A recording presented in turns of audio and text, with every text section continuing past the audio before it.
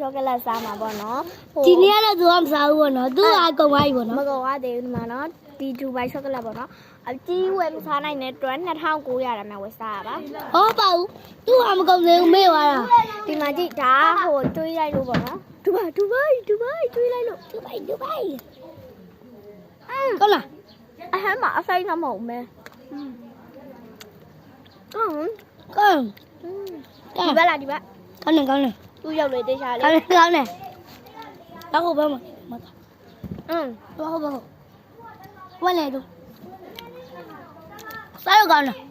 ပိစာချီကိုလေလား အပိသားရှိတော့မမော့တာ ငါ ရှေ့ရမုံကျလို့ကြီးပဲဟုတ်ပါဘူးမမကောက်ဆွဲစားဘူးလားအဲ့မမကောက်ဆွဲလို့ပဲ ဟုတ်ဗျာ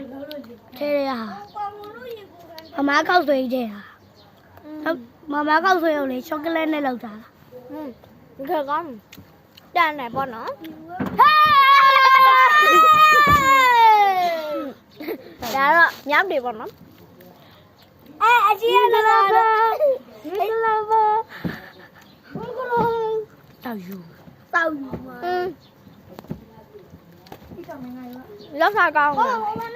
တော့စားကောင်းနေဟာ ဒါဘူးမလဲ မသိ ကုန်စားလိုက်တော့မနော် ဒီနားမလူစားလဲမစားမယုံလွတ်ပြတာငါတွေ့ရဲမယုံလွတ်ပြတာငါတွေ့ရဲဟန်တော့ ခုနကလာပြောပေါမနာမလည်းလွတ်ပြီ အော်အေးဟုတ်တယ်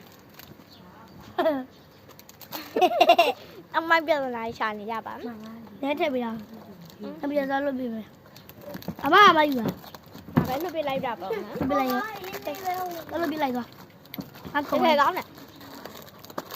2900ပဲပေးရရပါတော့ တအားသေးတာ ဒီပူလေး9900တာကြီးရပါတော့စားရတာတော့ကန်ကောင်းသွားရပါတော့